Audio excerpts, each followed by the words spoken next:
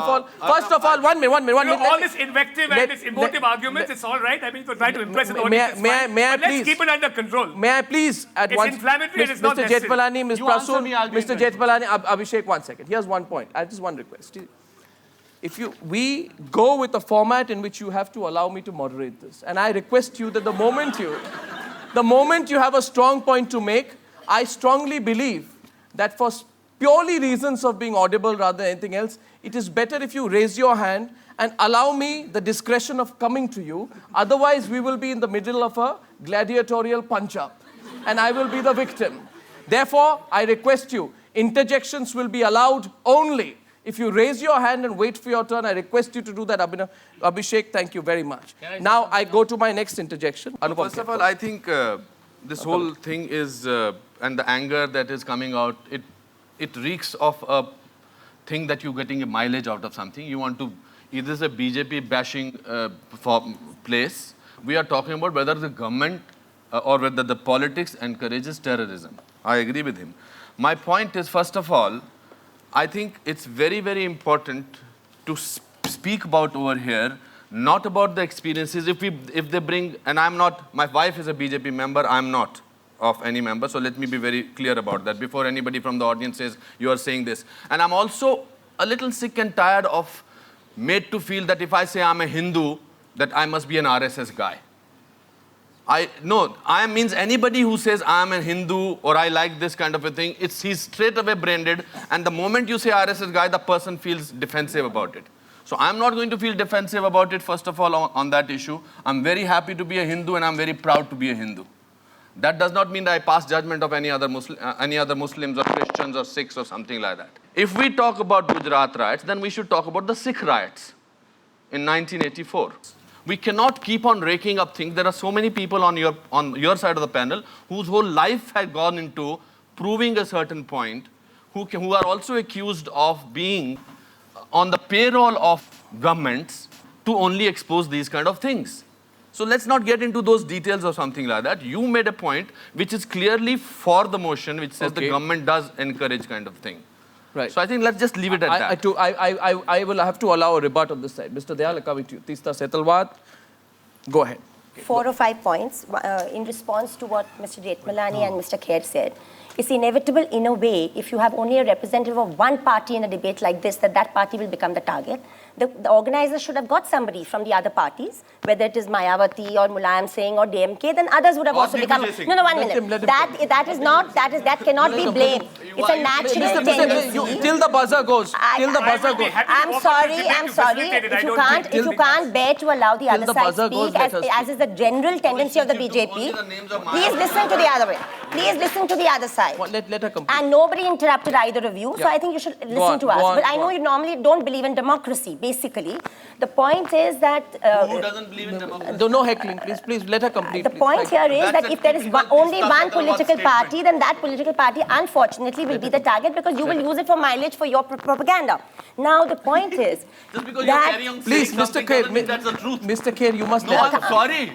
Mr. On Kher, the pretext of me not rebutting, she cannot carry on saying whatever she's saying. Mr. Kher, the question will be put to her. No, Mr. Kher, you have to let her complete. It's ridiculous for you to even sort of allow the person to say... Mr. Kher, I made a request. I will not. I make a request. You have asked me to come here for a show. I make a request. I will not allow anybody to say that I do not believe in democracy. Okay, now you can... I will, however much, please, whether it's a lady or a gentleman. Please rebut her after she completes. First of all, the lady has to apologize to me for saying that I do not believe in democracy. No way. But why how dare you say that I don't believe in democracy? Because you were interrupting me. You have to allow the other side to speak. You have been interrupting the nation for the last 30 years. Of democracy. You have been doing and interrupting everybody for the last 30 years on an agenda. And you for 75. So don't tell me that I am interrupting once Mr. Kher, may I make a request? You see, I'll tell you. Let me make a request. 1 minute. You have to trust me that everybody will make their point. But if this audience goes away with a feeling that the hard issues are not addressed, I think that will be unfortunate. Therefore, I request you, please temper your sentiments. No, but I think temper your sentiments. If people use it to make personal decisions, everybody has the right. Everybody has the right. Yeah. I am now giving 60 seconds to Teesta to complete her points. Please go ahead, ma'am. If there is a guarantee that there is no interruption. Please go ahead. Yes, okay, fine. The second point I'd like to make is that when historical facts are stated, Yes. Historical facts about any political tendency are stated, whether it is about 1984 and the Congress party leadership's involvement, or whether it is about the killing of Mahatma Gandhi. It is not inflammatory. I want to make that point. Historical facts need to be stated to be able to encourage ourselves to understand that different tendencies, when you're in power, can... And what is terrorism? I think this is very, very important. What is terrorism? Is terrorism about burning taxi drivers and shops owners who don't belong to a particular ethnicity, which happened in this very city? Is terrorism shooting dead 85 people, shooting dead 200 people, whether it's in the Taj or a CST station? Or is terrorism allowing mobs to go scot-free? I think it's something we need to speak about. Lastly, I'd like to say, views are being expressed here about professional policing, about efficient governance, about the media not doing a responsible enough job about focusing on the issue. And if at the end of the day, all of us end up supporting or deferring from the motion, I'd be happy to do it. Let substantive points come out in this debate. Okay. That's more important. Okay, I just, one point before I go to Sanjana. After that, straight to you, after Sanjana, to you, Mr. John Dayal. I wonder that there is politics after a blast, but when the Home Minister says there's an intelligence failure, I wonder how politics contributed to an intelligence failure. I want this audience to think about it. Does misgovernance or incompetence lead to an intelligence failure, or does politics lead to it? Consider that as you see the political debate after a blast. Sanjana, you wanted to rebut the other side. Go ahead. Yeah, I would like to make a general statement which says that this is turning into more of a pro-BJP, pro-Congress debate, which it is not. I would like to point out that before coming here, my stance was that we as a country have never had a government that has made us feel safe. We haven't. We had Kandahar, and then we had the Bombay, and then we had 2611. None of the governments have been really responding to the public the way they want them to. In Kandahar, I would like to address the intelligence point that you made. Please. It's a well-known fact that the NSG was ready and equipped during Kandahar. They were waiting for instructions, and by the time they got them, the flight took off. Okay, coming to this government, we have all seen the weird coincidence of most of the terrorist attacks being conducted on the 13th of every month. Yet we are incapable of safeguarding important terror spots on the 13th of every month, and we have 13th July again. We have been wholly incapable as a nation, and it's to provide the society with as much security. So it is not about BJP or Congress. Yes. It's about the general political will. It is a hollow society, and the government has never been able to do anything about it. Okay, John Dayal, go ahead. This is a hollow debate. But I would like to comment first on a point of personal rejoinder. How dare does anybody accuse us of being in the pay of governments or siding with people? I wrote a book against Indira Gandhi and Sanjay Gandhi immediately during the emergency. It was published in February 1977.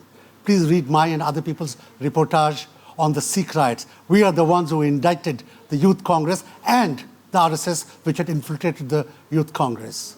And the RSS, my dear friend, is indicted not by John Ortista. It is indicted by 24 judicial reports by Supreme Court judges. So let there be no argument about who's in the pay of governments. We don't care, but we care about the truth, and we care about the victim. Because the victim is the people, the victim is the individual, the victim is society. And if you want a sane debate on why does terrorism occur, it will not stop if you police every blinking spot in Bombay or Delhi. It cannot stop, because they will strike at the place which is not guarded. Terrorists are not fools.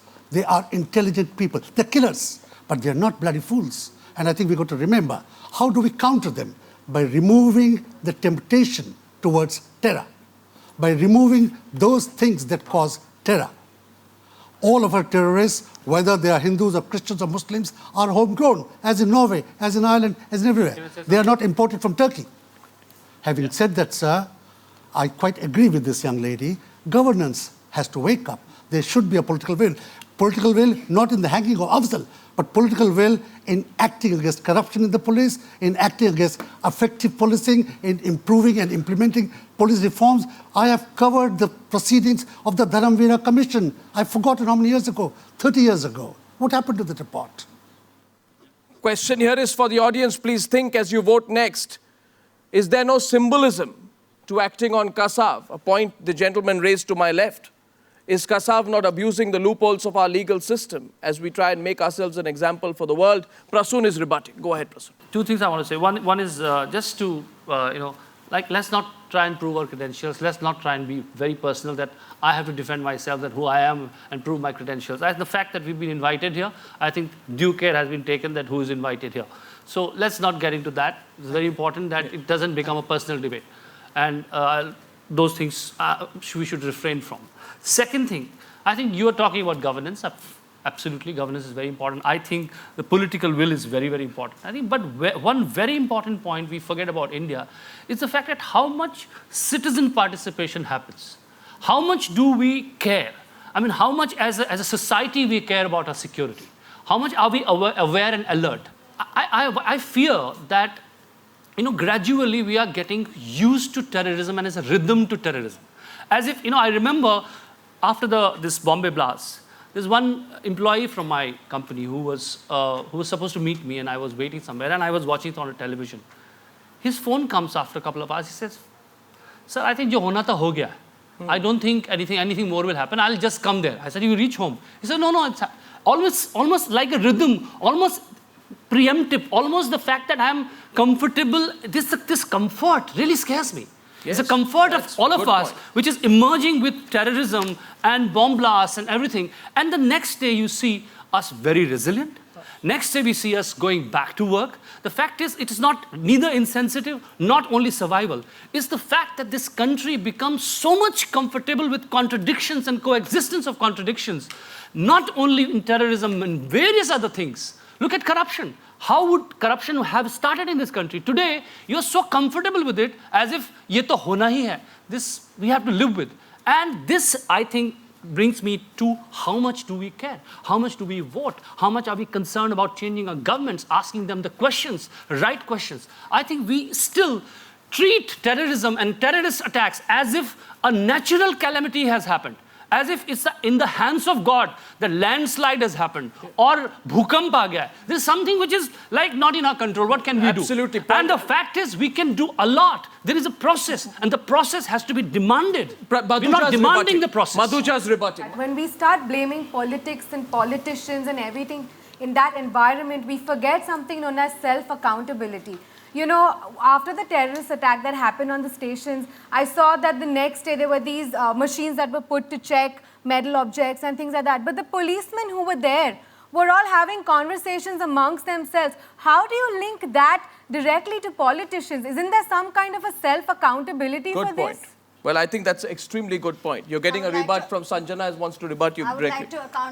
I would like to relate self-accountability to that. After 26/11, Bombay came out in the streets. Everybody was furious. Next elections, how many people turned up for it?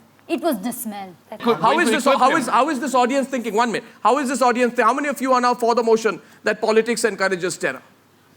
How many of you are now against the motion that politics encourages terror? Thank you. Are there more? Are there those who have changed their minds in the course of the last debate? Anyone here?